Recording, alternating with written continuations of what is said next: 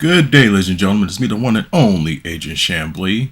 And today, I want to talk to you about my interesting history with Elden Ring.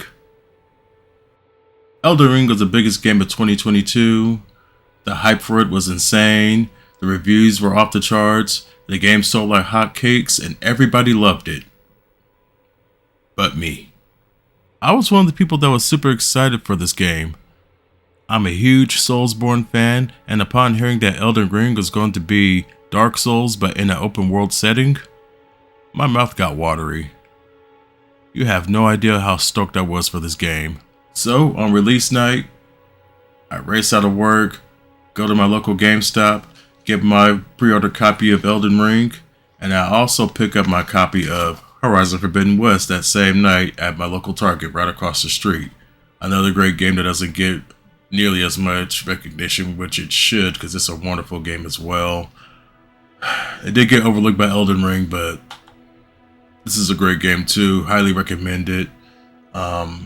Yes, pick up Horizon Forbidden West too as well. So, I get home, I start playing the game, and I'm having myself a good time. Granted, it's the beginning of the game. I don't know much about it. You're still trying to get used to the new controls. You're exploring the new world. I did some mini dungeons, fought some mini bosses. I had fun, but I had to go to work the next day, so I couldn't play much of it. But as the days went on, I found myself having less and less fun. Now, it wasn't the difficulty. Let's make that clear right away. Granted, it took me 2 days to beat Godric, but it's a Soulsborne game. What do you expect? It's going to be hard. However, what actually took enjoyment away from me was not understanding where to go to progress the story. I really wanted to go through and progress the main storyline while doing some side dungeons in the process. I was so hell-bent on trying to get to the next major dungeon that every time a site of grace would lead me to an area that wasn't a legacy dungeon, I would get angry.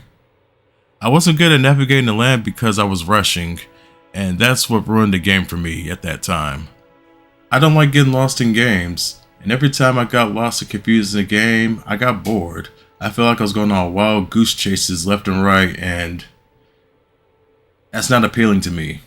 I'll continue to get items that I didn't care about. I'll get stuff in my build that I didn't want or need, and it would just piss me off. I would eventually fight Radahn, and he would kick my ass over and over again, and that's when I finally just gave up and put the game away.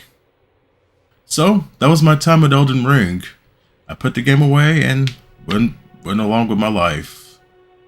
And then the Game Awards happened, and Elden Ring won Game of the Year. I was pissed. I did not agree with that decision one bit, and I was actually planning on making a video about my distaste for Elden Ring and how much I hated it, but I couldn't get the words out, and that video would have been a disaster, so I'm happy I didn't make that video. Another reason why I'm happy I didn't make that video is because a year and a half later, the Shadow of the Erdtree DLC was released, and I honestly had an itch to play the game again. So, after thinking about it, I decided to get the game for my birthday. Granted, I got the original copy, not the one with the DLC already in it, because it was $80 and I didn't want to spend that much money on a game I didn't like. At least a game I didn't like at the time. I also went ahead and watched some YouTube videos, specifically videos that helped beginners with the game, and it was there that I learned quite a bit about Elden Ring, mainly the map locations. I learned that you can easily detect where they are on your unfinished map, something that I never noticed my first playthrough, and the one key difference that I did this time around was take my time. When I got the game the first time, I was in a bit of a rush to catch up with other people. Granted, I wasn't really trying to rush the game, I just wanted to progress at a steady pace, and that was my mistake. Instead of taking my time and exploring this new world, I just wanted to level up enough to get to the legacy dungeons. This was a major reason why I would get lost and frustrated. I would find these dungeons that I wasn't interested in finding, meet NPCs that I didn't care to meet, unless they sold something useful of course. And I would find this awesome underground area that was never mentioned in the promotion of Elden Ring. At least I think it wasn't. And while I thought it was cool at first, I soon got frustrated because I had no interest in exploring that area. And I didn't understand the relevance of that place, why it was there. I just felt lost and confused like I said earlier. However, on my second playthrough, I wasn't focused on finding the legacy dungeons right away. Granted, I knew where they were anyway, at least the first 3 because I played the game before, but I instead took my time and explored the world region by region. I would locate where that map is for said region, get that map, and that area would become my personal playground. I was finding new areas, small dungeons and caves that I'd never discovered before, fighting bosses that I'd never fought before, and fighting items that I'd never had. And the most important thing was, I was having fun. It was a complete 180 to my first playthrough. The new areas I've been discovering have been mind-blowing as well. The Altus Plateau and the Lindale Royal Capital comes to mind. Now, I'm not done with the game yet, I still have a ways to go, but I'm having the time of my life with Elden Ring.